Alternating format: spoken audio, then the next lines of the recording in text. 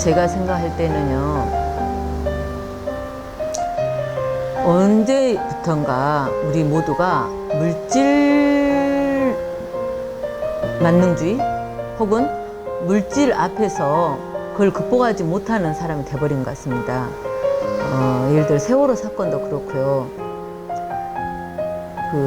이익이 되는 것에만 너무 급급한, 멀리 우리 조국이나 민족의 미래를 내다보지 않고 지금 내게 주어진 이익만 너무 급급해버린 경제동물 같은 그런 것이 나는 이 사회에 굉장히 팽배하다고 봅니다. 그래서 공동체 질서를 회복하고, 우리가 가난했던 시절을 서로 돕고 서로를 배려하고 이 정신으로 돌아갔으면 싶거든요. 뭐 의원이니까 동구가 잘 살아야 되고 동구민들이 행복해야 되고, 그런데 그 잘 산다는 게 저는 물질만 잘 살고 마음은 가난하다면 그건 행복하지 않다고 생각을 해요. 그래서 서로 아기다툼하듯이 서로 너가 불행해도 나가 행복하면 돼. 나는 이게 이 사회에서 굉장히 무섭거든요. 지금 이 사회를 꽉 누르고 있는 것은 능력 중심이라 그러잖아요. 능력을 가장 중요시 여기는 사회, 그게 물질 사회거든요. 그렇게 되다 보니까는 목적만 옳다면 수단이 옳지 않아도 된다는 그런 식이어서 막 빨리빨리 가기만 하면 되고, 누군가 경쟁에서 누군가를 이기면 되고, 그런 것이 우리 모두를 지치게 하고, 또 우리 모두 지치고 살아남기 위해서 몸부림을 치게 되고 여유는 없어지고 빨리빨리 가게 되고, 그러다 보면은 결국에는 안전이나 인권이나 이런 것이 엉망이 되죠. 안전이나 인권은 결국에는 가장 약자를 위한 안전, 가장 약자를 위한 인권이 될 때 전체가 안정이 되는 건데, 빨리빨리만 하다 보면 결국 능력 있는 자, 빨리 도달하는 자 위주의 사회가 되는 거예요.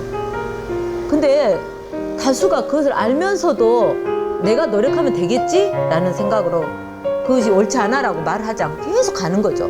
브레이크 없는 자동차처럼 앞을 향해서 막 정신없이 가는데, 저는 이게 서로 너무 불행한 것 같아요. 저녁이 있는 삶도 살았으면 좋겠고요. 좀 주말에 여유도 있었으면 좋겠고요. 그냥 일에 치여야 되고 경쟁에 치여야 되고, 그러다 보니까는 외모도 가꿔야 되겠고요. 뭐 어느 정도 먹고 살아, 맨날 이런 서로 간에 약자를 돌아보거나 배려하거나 이건 없어졌어요. 그러면은 내가 처지는데 남보다 처진단 말이에요. 그래서 학력 중심, 능력 중심 이런 사회, 능률 중심 이런 사회보다는 그 능률이 모두가 낙오되지 않는 능률로 마인드가 바뀌었으면, 이 사회의 가치관이 바뀌었으면 좋겠습니다. 그래서 모두 낙오되지 않을 때 우리 모두 행복한 사회, 그런 사회를 향해서, 그게 진정한 선진 국민이라고 저는 생각을 합니다.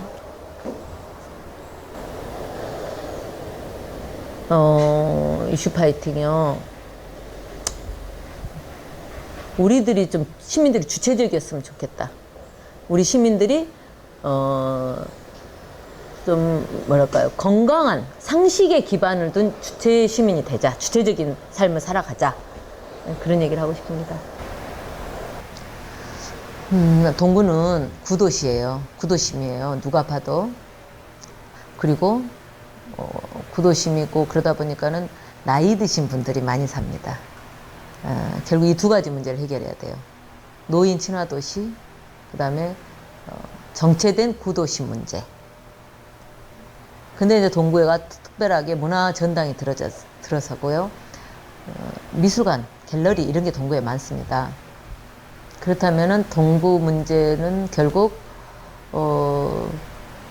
중년 이상 노년들이 행복할 수 있는 동구가 되려면 어떻게 해야 되는가. 그 다음에 구도심의 문제, 이렇게 도심이 활발하지 않는 이 문제를 해결하려면 어떻게 해야 되는가.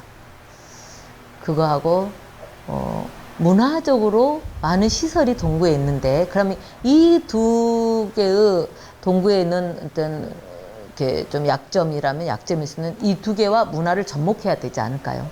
지금 이제 제 최대 고민이 그런 겁니다. 도시 재생과 문화 동구와 재생 도시, 재생 동구, 문화 동구와 재생 동구, 그리고 시니어들, 행복한 시니어들, 행복한 시니어 도시, 이 세 개를 접목해 버려야죠. 이걸 해결하다 보면 저거 포기되는 게 아니라 이 세 개를 에서의 어떤 융합을 해서 답을 찾으려고 노력하고 있습니다. 이상입니다. 네, 저는 세 가지 주제 중에 한국 사회가 기묘하게 해결해야 될 문제가 무엇인가에 대해서 이야기를 하고 싶은데요. 얼마 전 8.15 광복절이 있었는데 저는 그 광복절에 그 청산하지 못한 우리 역사에 대한 이야기가 아니라 그런 뭐 광복이 기쁘다 아니면 건국이 됐다 뭐 이런 것에 초점이 맞춰져서 조금 안타까웠습니다. 저는 우리 사회가 바로 서기 위해서는 청산하지 못한 문제들 그리고 바로 세워야 될 것들을 바로 세워야 그때부터 제대로 설 수 있다라고 생각을 합니다. 네, 제가 말씀드릴 질문은 시민의 역할이 무엇이냐라는 것인데요. 저는 시민의 역할이라는 대답을 하기 전에 먼저 시민이란 무엇인가, 과연 우리 사회에 시민이 존재하고 있었는가 하는 점들에 대해서 많은 생각들을 해왔습니다. 우리 사회는 조선이라고 하는 그 완고한 중앙 집권 왕조 국가에서 일본이라고 하는 제국주의 식민지로 편입되면서 시민이 제대로 만들어질 기회를 잃었지요. 가장 가슴 아프게 생각하는 것이 동학농민혁명과 같은 시민들로 성장할 수 있는 자발적인 지역의 세력들이 일본 제국의 군대에 의해서 말살되면서 참 가슴 아픈 시절을 지내오게 됐는데, 결국 저는 그렇게 생각합니다. 국가의 주인이 시민이고 이 국가의 제도와 경제를 만들어가는 것이 시민사회인데, 우리 사회는 그런 시민사회가 만들어지지 못했다. 여전히 조선이라고 하는 왕조 국가의 모습들을 유지하고 있는 건 아닌지 그런 생각이 많이 들었고요. 그래서 지금이라도 우리 시민들의 힘으로 나라를 만들어야 된다는 각오로 다시 준비해야 되지 않나 하는 생각을 하고 있고요. 그래서 시민의 역할은 그런 것들을 자각한 수많은 주체로서의 개인들이 모여서 정말 멋진 새로운 나라를 건설해보자 라는 것이 시민의 역할이다, 그렇게 생각하고 있습니다. 네, 고맙습니다. 네, 저는 이제 국민이 주인으로서 가져야 할 이제 자세에 대해서 이야기하고 싶은데요. 지금까지 이제 한국 사회에서는 되게 주인과는 동떨어진 행동과 모습들을 보였던 것 같아요. 정치를 좀 멀리 보고 그 가까이 있는 게 아니라 멀리 보고 그런 자세와 행동들을 가지고 왔는데, 지금 이게 좀 바뀌어서 진짜 좀 멀리 있지 않고 나의 가까운 데부터 시작하는, 그리고 정말 정치가 이제 나와 같이 살아가는 그런 모습들이 필요하다고 생각합니다. 그래서 정말 주인이라면 주인으로서의 모습과 행동들이, 그것들이 모여서 이제 실천으로 옮겨지는 과정들이 정말 필요하다고 생각합니다. 네, 저는 요즘 청년들한테 해주고 싶은 말을 좀 하겠습니다. 요즘 청년들 너무 겸손한 것 같아요. 그리고 너무 잘 참는 것 같아요. 주변에 문제들이 있는데 너무 잘 참아요. 이 청년들이 정말 시민으로 이렇게 거듭나려면 제 생각에는 주변의 문제들을 직접 해결할 수 있다는 그런 믿음을 좀 갖고, 그리고 세상에 자기를 조금 더 드러낼 필요가 있지 않을까. 자만은 좋지 않지만 지금 너무 지나친 겸손도 문제라고 생각합니다. 더 드러내놓고 더 자신의 생각을 가지고 활동을 열심히 하기를 바랍니다. 네. 저는 정치 참여에 대해서 부정적인 시각을 가지고 있었던 평범한 시민 중에 한 사람인데요. 작년에 세월호 참사 일부터 시작해서 올해 국정원의 해킹 사건까지를 보면서 우리 사회에서 시급하게 이루어질 일은 사회 전체의 신뢰를 회복하기 위해서도, 투명해지기 위해서도 정치 개혁이 빨리 이루어져야 한다는 생각을 하게 되었습니다. 정치 개혁을 위해서는 우리 시민 한 사람 한 사람이 정치에 대한 감시의 시선을 늦추지 말아야 할 것이고, 그러려면 1인 시민단체 가입을 통한 시민사회의 활동이 활발해졌으면 하는 바람입니다. 저는 인간 관계에서 감동에 대해서 이야기하고 싶어요. 요즘 근래 제 주변에서 일어난 일을 이야기하자면, 서로 이렇게 어떤 문제로 상대하고 이렇게 좋지 않는 감정이 쌓였을 때, 제가 먼저 이렇게 다가가서 손을 내밀고 따뜻한 밥을 같이 먹고 이러면 그 대화로서 소통이 되는 것 같아요. 근자의 그 이제 사랑하는 그 옆지기와의 사이에서 어떤 그 싸움이 일어났을 때 제가 이제 기도를 했어요. 근데 그 기도 안에 그 이렇게 손을 마주 잡은 영상이 이렇게 스쳐 지나가더라고요. 그래서 그날 제가 마음을 먹고 그 시장에 가서 시장을 바다가 좋아하는, 옆지기가 좋아하는 그런 찬을 차려놓고 기다렸어요. 그랬더니 그날도 씩씩거리는 그런 표정으로 들어온 거예요. 그래서 제가 손을 잡고 밥을 드시라고, 따뜻한 밥을 드시라고 하고 나서 이제 손을 잡고 그동안 서로에게 쌓였던 그런 그 나쁜 어떤 감정들 다 이렇게 토로해보자. 그러고 나서 소통이 됐다는 것이죠. 저는 그것을 계기로 해서 느낀 게, 아, 사람 사이에는 이렇게 마음을 움직이는 힘은 감동이다 라는 생각을 하게 되었어요. 우리가 보통 사랑을 아끼고 염려하는 마음이라고 하잖아요. 상대에 대해서 내가 언제든지 그 사람에 대한 그런 따뜻한 마음, 그다음 배려, 이런 것만 가지고 있으면 얼마든지 어느 기회에 대화로서 소통이 가능하다. 그럼으로써 사람은 또 감동이 되더라 라는 생각을 하게 되었어요. 저는 부모들이 자식을 기르면서 좀 요즘 젊은 엄마들은 더 잘하겠지만은 이제 제가 애들을 키워보고 난 후에 느낀 점은, 부모는 자식을 좀 기다릴 줄 알고 한 발 뒤에 물러서서 지켜보는 것이 가장 중요하다고 생각이 들대요. 애들을 키워놓고 보니까.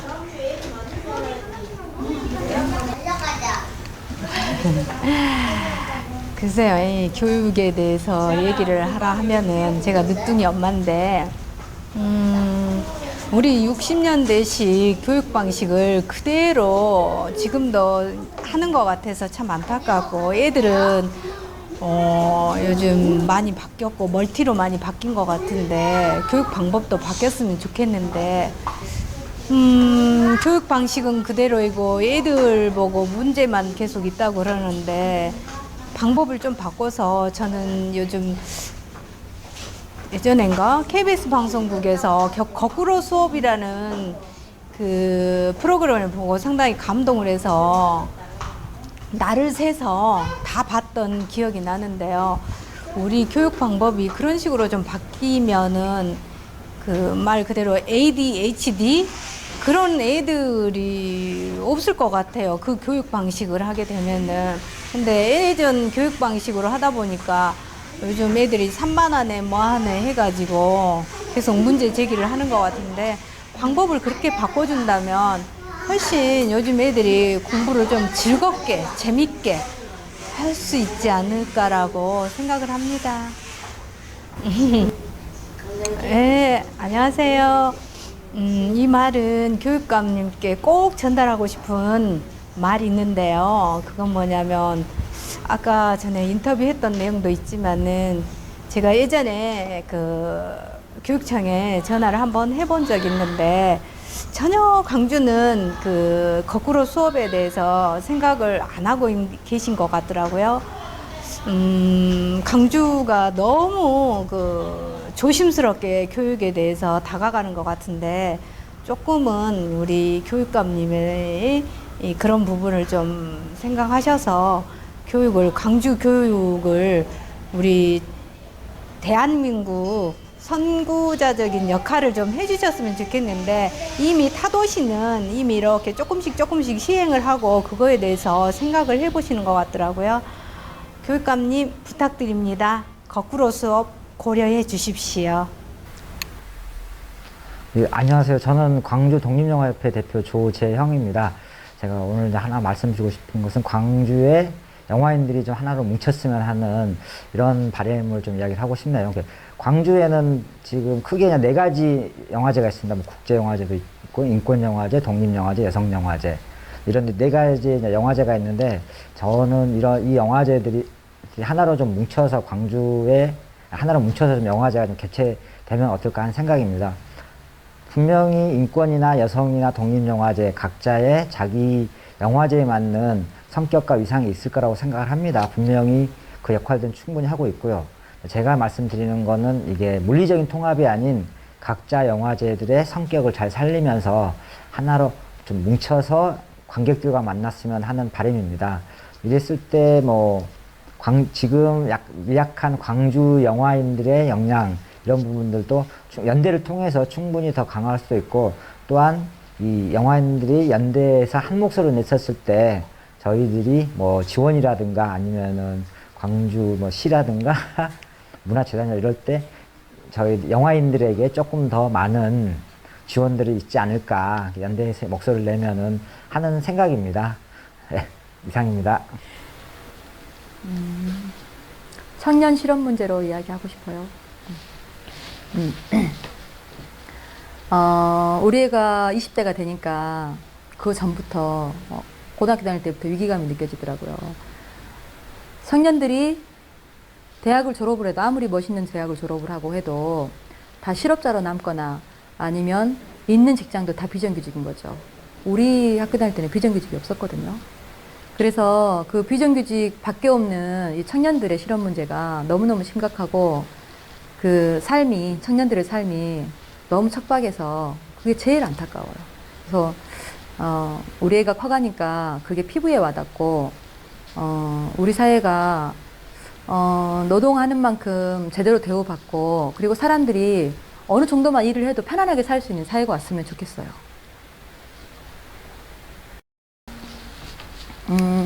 표현의 자유에 대한 이야기 하고 싶어요. 저는 그림 그리는 사람이기 때문에 그 문제에 굉장히 심각하게 느낍니다. 작가들이 충분히 자기가 하고 싶은 대로 스스로 자기가 검열을 하지 않고 하고 싶은 대로 자유롭게 표현할 수 있는 사회가 어느 순간부터 지금 아니게 된 거예요.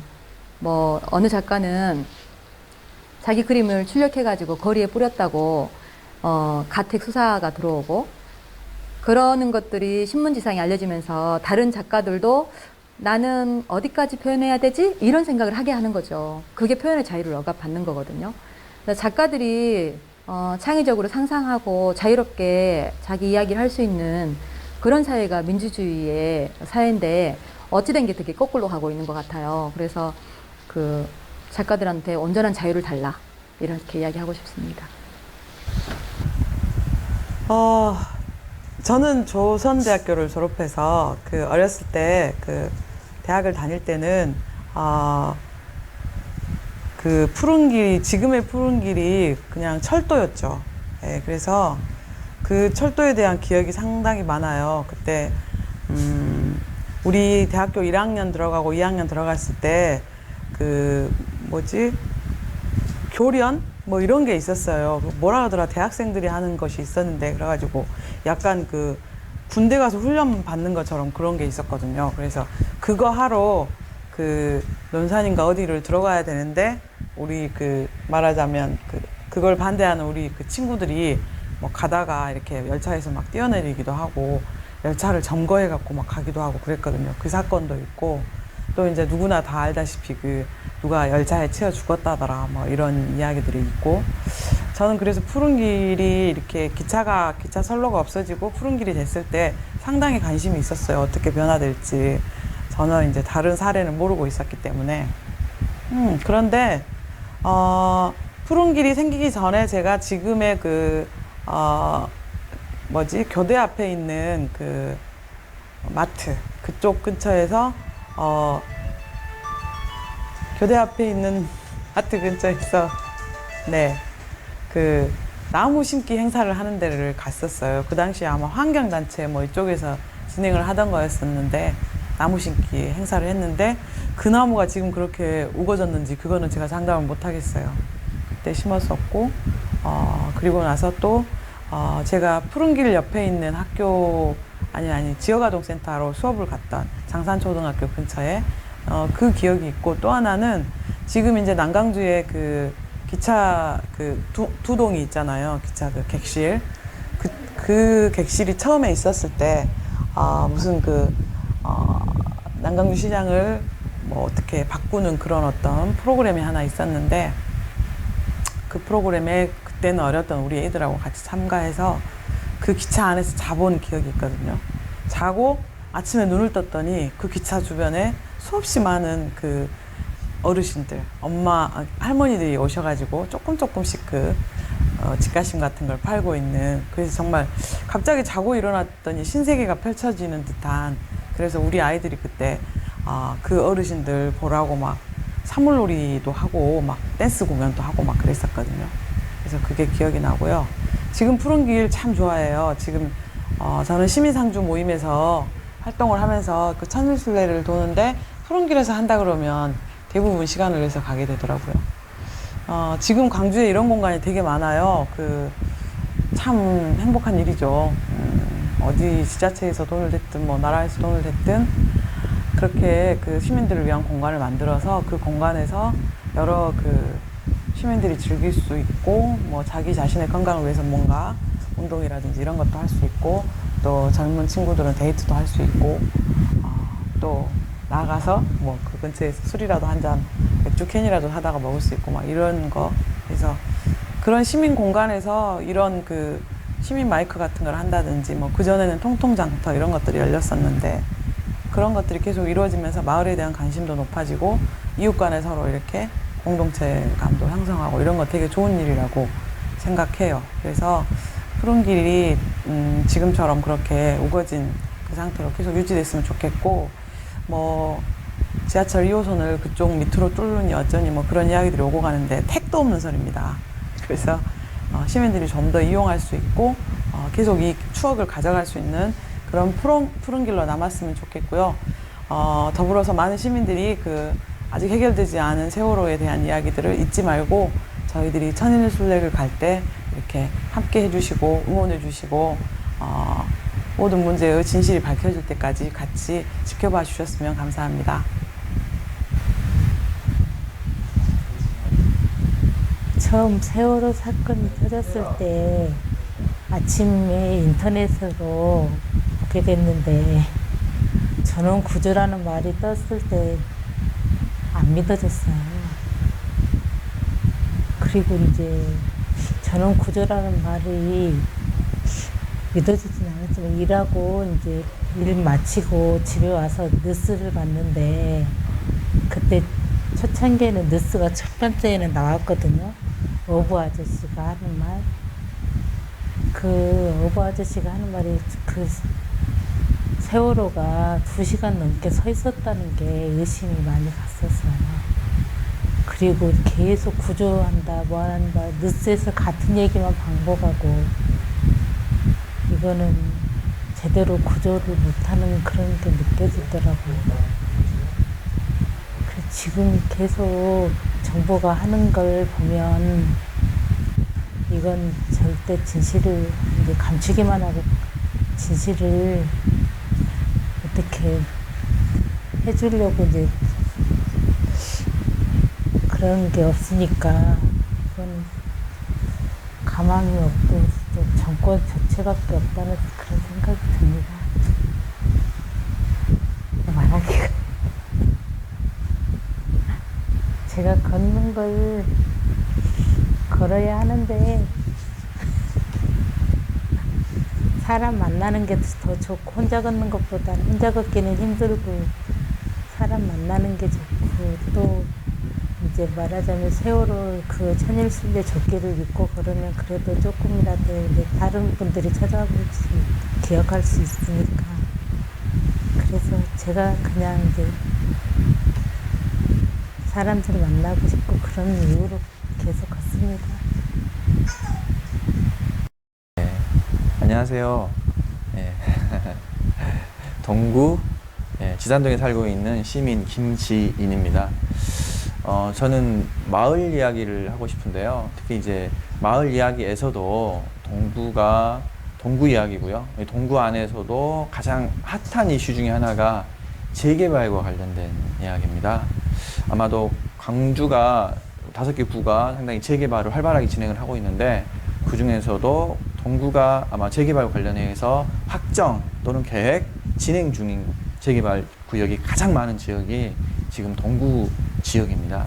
근데 그 재개발이 진행되고 있는 상황들을 좀 살짝 살펴봤더니 상당히 그 복잡하고 난해한 부분들이 상당히 많이 있더라고요. 특히 재개발을 추진하려고 하는 시민, 또 재개발을 하지 않으려고 하는 시민들 간의 사이의 간극이 상당히 심각하다는 생각을 좀 많이 했습니다. 재개발의 형태가 사실 저는 개인적으로 재개발을 반대하지는 않습니다. 근데 재개발의 형태가 어떻게 가야 되냐는 것은 고민을 해봐야 할 필요가 있는데 현재 광주, 특히 동구의 재개발의 형태는 거의 100%가 아파트를 건설하는 쪽으로 재개발의 방향들이 가고 있고 그 부분에 대해서는 심각한 우려를 표시를 하고 있습니다. 예를 들어 동구는 푸른길도 조성이 되어 있고요. 아시아문화재도 연결이 되어 있고 특히 국립공원으로 지정된 무등산이 떡하니 위치하고 있습니다. 근데 한 10여 년 전으로 기억이 되는데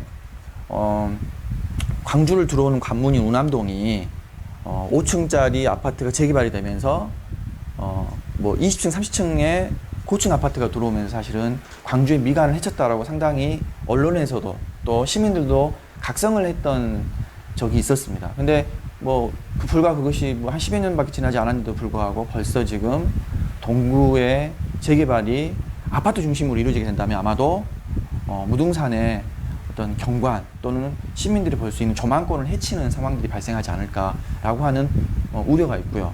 그리고 조금 전에 말씀드렸던 것처럼 재개발을 추진하려고 하는 구민들 또 재개발을 반대하려고 하는 구민들 간에 간극들이 크다 보니까 이 물리적 충돌도 일어날 가능성들이 충분히 있고요. 근데 더 문제는 그러한 물리적 충돌이 일어나지 않도록 저희 지자체에서 조정을 해줘야 되는데 제가 보기에는 전혀 그런 의지들이 없거나 매우 약하다는 생각을 하고 있고요. 특히 재개발을 하려고 하는 쪽의 편에서 또는 재개발을 추진하려고 하는 건설회사 입장에서 사실은 대변하는 것이 아닌가라고 하는 의심들이 한두 가지가 아닙니다. 그래서 아파트 중심의 재개발은 반대한다. 그리고 재개발을 추진하는 과정에서 절대 시민들 간에 또는 국민들 간의 간극이 발생하지 않도록 해야 한다.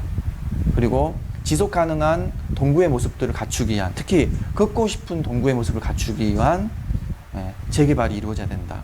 그래서 재개발보다는 사실은 아파트 중심의 재개발보다는 환경 정화 사업이라든가 이런 형태의 또는 도시재생이라든가 이런 형태의 사업들이 이루어져야 좀 동구의 모습들, 동구의 어미니티가, 동구의 삶이 동구다운 모습으로 바뀌지 않을까 하는 생각이 들어갑니다. 그래서 그런 형태의 동구로 좀 변해가는, 지속 가능한 형태로 변해가는 동구의 모습이 되었으면 하는 바람입니다. 네, 이상입니다.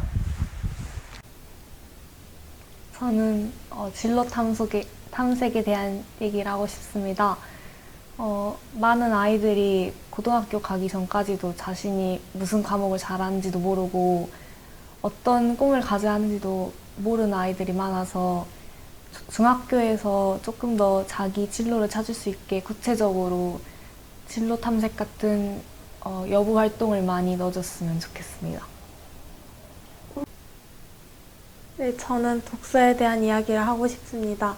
요즘에 스마트폰도 생기고 그러다 보니까 책을 읽지 않은 아이들이 많아서 국어 시간에 1시간 정도는 자율적으로 도서관에 가서 책을 읽었으면 좋겠습니다.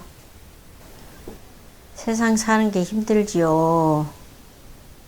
어디를 가나 한숨 소리밖에 안 들리는데 장사 안 된다고 죽는 소리만 들리고 그러니 우리같이 나이 먹은 사람 살기가 더 힘들죠.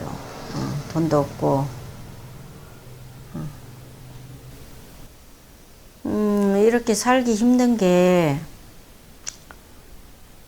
뭐 걸핏하면 그냥 뭐 북한 어쩌고 저쩌고, 걸핏하면 남한이 어쩌고 저쩌고. 그러니 이놈의 비행기로 물건을 또 공수해서 가지고 오니 얼마나 물류 비용이 많이 들겠나요. 그러니까 그 부담을 전부 국민들한테 또 주는 거인 것 같고, 통일이 얼른 돼가지고 이제 좀 기차로 좀 유럽까지 물건도 좀 실어 나르고, 그래서 물류 비용도 좀 줄이고, 그리고 북한 통일이 되면 북한에 관광객들도 많이 가고, 북한에 사람들이 남한에 관광 오고, 남한의 사람들이 북한도 관광을 가고. 지금 너무 나라는 다 북한 관광 가는데 우리만 못 가고, 우리도 마찬가지로 북한 사람들만 우리한테 못 오고, 이게 도무지 뭐 하는 짓인지 그것도 모르겠고, 우리 같은 평민들은 그저 남과 북이 사이좋게 잘 지내가지고 좀 우리 사람들이 좀 마음도 좀 편하고, 요새는 진짜 짜증이 많이 나요. 더구나 또 엊그제 또 폭탄 터졌다고 뭐라고 했으니까 이거 피난 가야 되나 이런 생각까지 들 정도로 제발 정치하시는 분들 제발 정신 좀 차려가지고 통일 좀 빨리 되게 합시다. 예.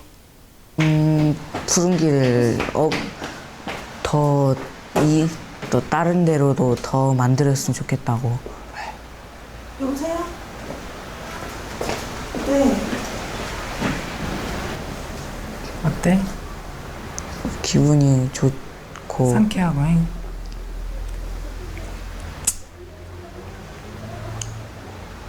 어쨌든 마음이 편안해지죠. 그쵸? 편안해지고 상쾌하고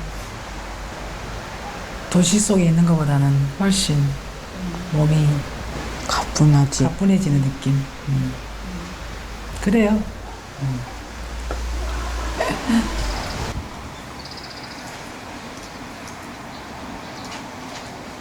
공원 조성? 이것은 어차피 그 도시철도를 외곽으로 옮기는 과정에서 시민들이 요구에 의해서, 그리고 시민들의 그 굉장한 어떤 때문에 시민의 품으로 돌아온 길인데, 나무 하나하나를 시민이 헌금을 먹고 막 이래서 저는 그 나무가 심어진 걸로 알고 있거든요. 근데 안타까운 것은 이제 현재 푸른길이 그 상처를 받아야 되고, 뭐 존속이 되네 없네, 지하철이 가네, 이런 것 때문에 굉장히 아직도 결정이 되지 않는 상태인 것 같아요. 그런 것 같아요. 근데 그 공원에 대한 조성 부분은 빨리 하지 않고 하나하나 해가고 있는 것들은 참 좋은 것 같아요. 너무나 급히 하지 않은 것 같아요. 이제 바람이 있다면은 이제 이쪽이 저쪽하고 좀 연결했으면 좋겠죠, 이제 앞으로. 그러나 그것도 상당히 그 의지가 있냐 없냐에 따라서 그러는 것 같아요. 그리고 이제 앞으로 좀 생각이 있다면은 좀 밤에나, 이제 일종의 그게 경관 조명인데, 밤에나 이렇게 겨울에도 좀 아름다울 수 있는 방법을 연구했으면 좋겠어요. 그리고 광주에 있는 작가들이 이 푸른길 쪽에다가 일종의 그 뭐 작품이 있는 공원, 그래서 작가와 길과 시민이 함께 어우러질 수 있는 것, 그래서 운동도 하고 작품도 감상하고, 뭐 광주 그 미디어 아트 작품들도 많이 있고, 그러니까 뭐 그런 것들도 해놓고, 이런 공원이 작품 같으면 참 좋겠다는 생각을 해요.